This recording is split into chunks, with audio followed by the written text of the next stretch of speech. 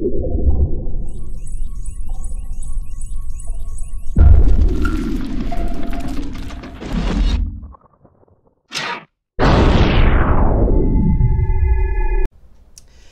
today's video, we will be talking about Coulomb's law. And after watching this video, you should be able to use Coulomb's law to solve problems that I might give to you, dealing with charges and the forces involved with those charges. So let's get right into it. An electrical force, like all forces in physics, is expressed in the unit of the Newton. Okay, so using Coulomb's law, the force is going to be in newtons, which is abbreviated with an N. Okay. Remember, forces are vectors, so they have a magnitude and a direction. Okay, so it's going to be pushing, left, right, up, down, whatever, but we need a direction associated with the force. The best way, at least in my opinion, to determine the direction of an electrical force vector is basically to apply the charge interaction rules that we were talked about in the previous lesson ago. And basically, remember, those rules are that opposites attract and likes repel. Okay, a negatively charged electron is going to be attracted to a positively charged proton, whereas two electrons are going to repel one another. Okay. In Coulomb's law, there's basically three variables that you need to be aware of and be looking for when you're trying to solve these problems. And if you know these three variables, you can figure out the force. The first variable is the charge on a particle, and typically it'll be particle 1, we'll call it, okay? Because it's going to be two particles interacting with one another. You're going to need to know the charge on one particle, you're going to need to know the charge on the other particle, and then you're going to need to know the distance between those two particles. If you have that information, by golly, you can calculate the force, okay? So here it is. Here is Coulomb's law in all of its glory. The formula is down here on the bottom. Okay, and you can see the three variables being expressed in here. Okay, where F is the force, and that's going to be in newtons. I'm just going to quickly change my pen color so it's not red along with the formula. So this is going to be in newtons. Okay, the force is in newtons. K is what's called Coulomb's law constant, and that is 9 times 10 to the 9th Newton meters squared over coulombs squared. Okay, so this is just something that you just throw in there. The K is a constant that you just throw in there. The Q is going to be in coulombs. Okay, that's what charge is measured as, is in coulombs, and that's going to be particle 1. So Q1 is the charge on object 1 or particle 1, and then Q2 is the charge on object 2 or particle 2, and that would also be measured in coulombs. And then the distance is going to be in meters.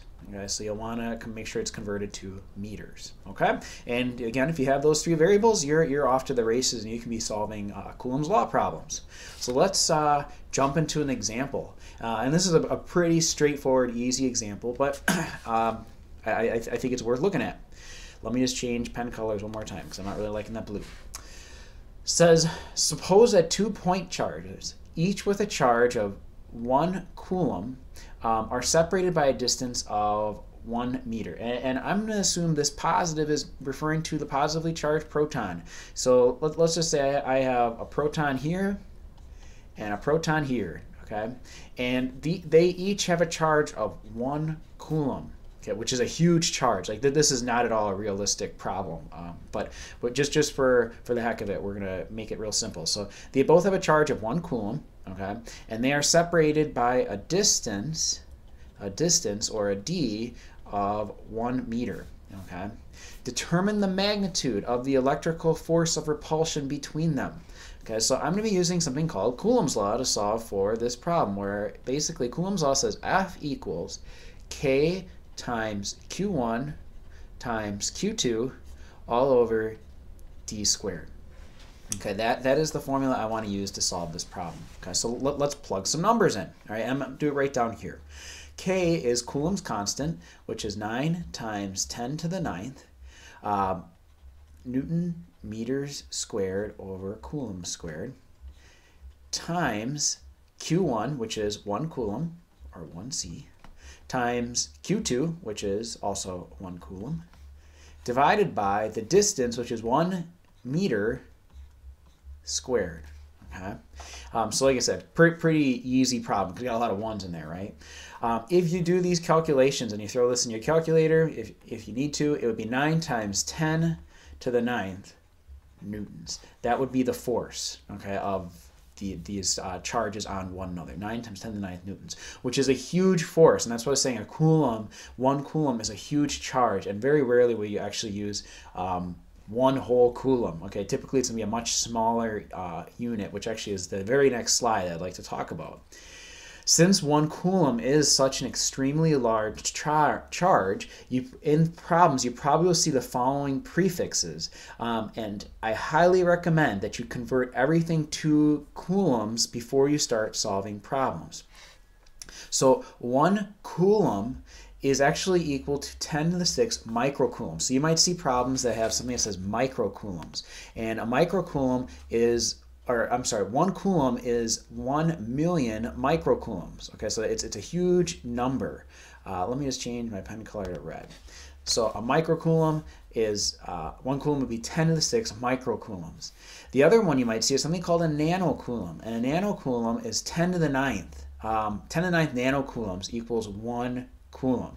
All right, so again, you'll want to convert these basically back to coulombs, and it's going to be a real small number, and that's fine, because like I said, 1 coulomb is a huge charge, and so if you have a really small number for your charge, that's probably right. Okay, so let's do an example where things aren't quite as easy as in the previous example, and I can show you kind of what I mean here. 2 balloons are charged with an identical quantity and type of charge, and they have a charge of negative 6.25 nanocoulombs. They are held apart at a separation distance of 61.7 centimeters. Determine the magnitude of the electrical force of repulsion between them. Okay, so I have 2 balloons, and I'm not a good artist, but here's a balloon, and it's negatively charged, and here's a balloon. That's a horrible looking balloon, but it's also negatively charged. And these guys both have a charge of negative 6.25 nanocoulombs. Okay, remember, 1 coulomb is equal to 10 to the 9th nanocoulombs. Okay, so if I want to, and I just spelled that wrong, the U goes there. If I want to change this to coulombs, I have to actually make this be 6.25 times 10 to the negative 9th would equal, that's how many coulombs it is. 6.25 times 10 to the negative 9th coulombs is 6.25 nanocoulombs. Okay, that is the conversion. And so is that a big or small number? It's a really tiny number, all right, very small. Okay, and that is actually the charge on this balloon, and that is actually the charge on this balloon. Okay. And it says they are held at a distance of 61.7 centimeters. So this distance here, this distance between these balloons is 61.7 centimeters. Okay. Now remember, I don't like centimeters. I want that into meters, and so I'm going to divide that by 100 to get a new distance of 0.617 meters. Okay. So notice I've had to do a few conversions here. I've had to change the nanocoulombs to coulombs and the distance from centimeters to meters. Okay, and if you're confused on how I'm doing these conversions, make sure you ask me, because it's important that you do that, because you'll get totally the wrong answer if you put stuff in nanocoulombs and centimeters. Okay, so what kind of equation will we use to solve for the force? Well, we're going to be using Coulomb's law. Okay, so F equals K times Q1 times Q2 over D squared. Right? And basically, I'm just going to be plugging numbers into that. And I'm just going to quickly change pen colors here again, just so that it's a little different than the formula. And I'll try to fit it all in right under here. So my K is 9 times 10 to the 9th Newton meters squared over Coulomb squared. It's a big one. Times the Q, 1, and we'll call this 1, and we can call this one 2. It doesn't really matter which one is which, but we'll call this one 1, and the charge on it is 6.25 times 10 to the negative 9th. 6.25 times 10 to the negative 9th, and that's coulombs. And then Q2 is this one here, and it has the same exact charge, so it would be 6.25 times 10 to the negative 9th coulombs. Okay. And by the way, if you want to make this be negative, you can. Okay, but again, the negative signs on these problems, because what this is, these are electrons, right? That they have an overall negative charge, have an excess amount of electrons. Basically, all that's telling you is that 2 is going to push 1 away that direction, and 1 is going to push 2 away the opposite direction. They're going to be repelling each other, okay? And that's what the sign is there for. So if you want to use that sign, you certainly can. But I personally, like I had said in a previous slide, I kind of like just thinking about it in my head, saying, okay, it's 2 negatively charged things. Are they going to attract one another or repel one another? They're going to repel, right? Because they're both negative. Okay, so back to the equation. So what do I need to put in here still is my d squared. And my d squared is here. Sorry, I wrote over it, but it's d equals 0.617 meters.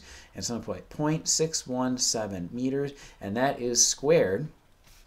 And if you do those calculations, you would get a force, F equals, let me look at my notes here, 9.23 times 10 to the negative 7th newtons. Okay, and you'll notice that's not a very big force, but that kind of makes sense. I mean, the repulsion force between 2 negatively charged balloons, you wouldn't expect it to be some massive amount, right? It should be something tiny. And so this seems like a reasonable number compared to the first example problem where the force is just out of this world huge, okay? So that takes care of this video. I will see you guys next time.